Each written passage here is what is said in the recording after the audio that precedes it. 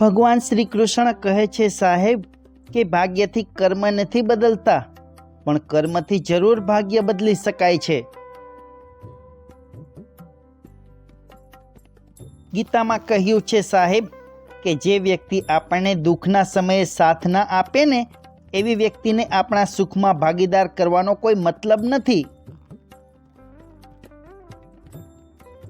દરેક વસ્તુનો ઓપ્શન હોઈ શકે સાહેબ, પરંતુ મનગમતી વ્યક્તિનું ઓપ્શન નથી હોતું. અમુક વ્યક્તિઓ જીવનમાં એક જ વાર મળે છે.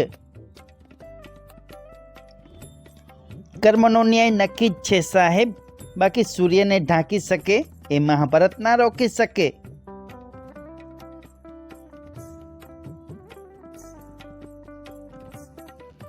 કોઈનો માળો બનાવવામાં મદદ કરજો સાહેબ, વિખેરવામાં નહીં, કારણ કે ઈશ્વરના દરબારમાં નીતિ અને કર્મનો હિસાબ થાય છે, ધન દોલતનો નહીં.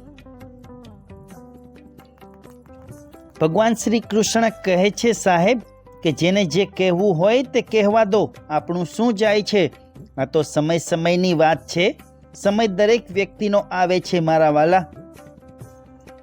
જેટલો ઓછો વિચાર કરશો તેટલા જ આનંદમાં રહેશો સાહેબ.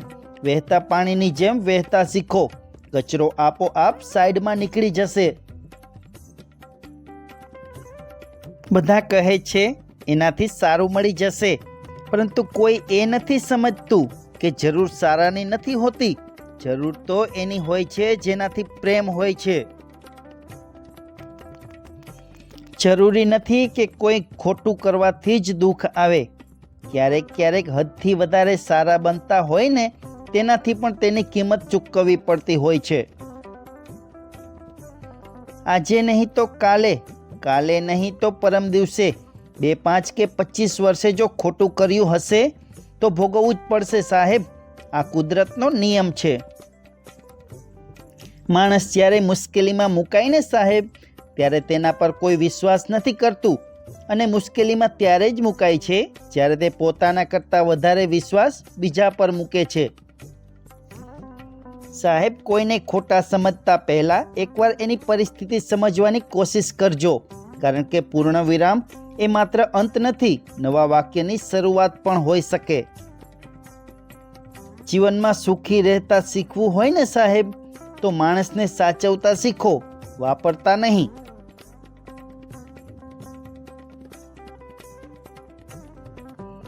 ગીતામાં કહ્યું છે સાહેબ કે ભરોસો કરવામાં એટલા પણ આંધળા ન બનો કે પાસે રહેલી બેઈમાન વ્યક્તિનો અસલી રંગ તમે પણ ઓળખી ન શકો. જો કોઈ પૂછે કે જિંદગીમાં શું મેળવ્યું ને શું ગુમાવ્યું, તો બિંદાસથી કહેજો સાહેબ કે જે ગુમાવ્યું તે મારી ભૂલો છે, અને જે મેળવ્યું તે ભગવાનની મહેરબાની છે.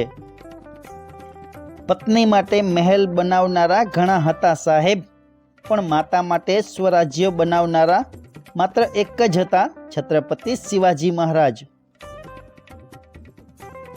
જેને સમજવું જ નથી ને સાહેબ, એને લાખ સમજાવવા છતાં પણ નહીં સમજે, અને જે લોકો સમજવા વાળા છે ને, તે માત્ર નજરથી સમજી જશે.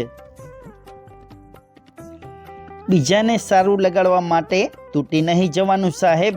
ગરજ હશે ત્યારે બધા યાદ કરશે, બાકી કોઈ હાલચાલ પૂછવા પણ નથી આવતું.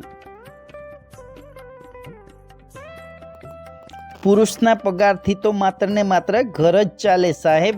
સંસાર તો સ્ત્રીના સમર્પણથી અને સહનશીલતાથી જ ચાલે. જો કોઈ તમારા વિશે ખરાબ બોલે ને સાહેબ, તો જીવ ન બાળવો, પરંતુ ભગવાનનો આભાર માનવો, કારણ કે લોકો પાપ ધોવા તીર્થયાત્રાએ જાય છે અને તમારા ઘર બેઠા ધોવાય છે. સાહેબ, જીવનમાં યાદ રાખજો કે આંગણામાં હસતી દીકરી હોય ને, એનાથી વધારે સુંદર ચિત્ર આ દુનિયામાં ક્યાંય જોવા નહીં મળે. સાહેબ, પાપ શરીર નથી કરતું, પાપ તો વિચાર કરે છે, અને ગંગા શરીર ધોવે છે, વિચાર નહીં.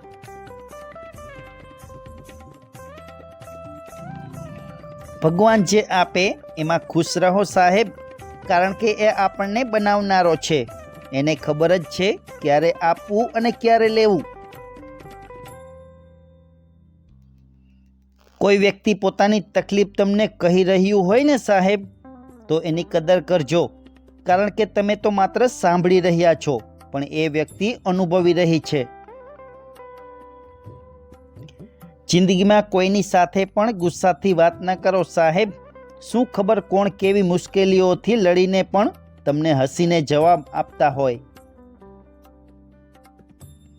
સમય વીતી ગયા પછી ભૂલનો અફસોસ નકામો છે. કદર સમય રહેતા જ કરી લેવી જોઈએ સાહેબ. જેમ કે એકવાર માણસ ગયા પછી આંસુ, પસ્તાવો ને અફસોસ વિના કશું જ રહેતું નથી. સાહેબ, દીકરી માટે બાપ એક એવી હસ્તી છે જેના પગરખાથી પણ દીકરીને પ્રેમ હોય છે.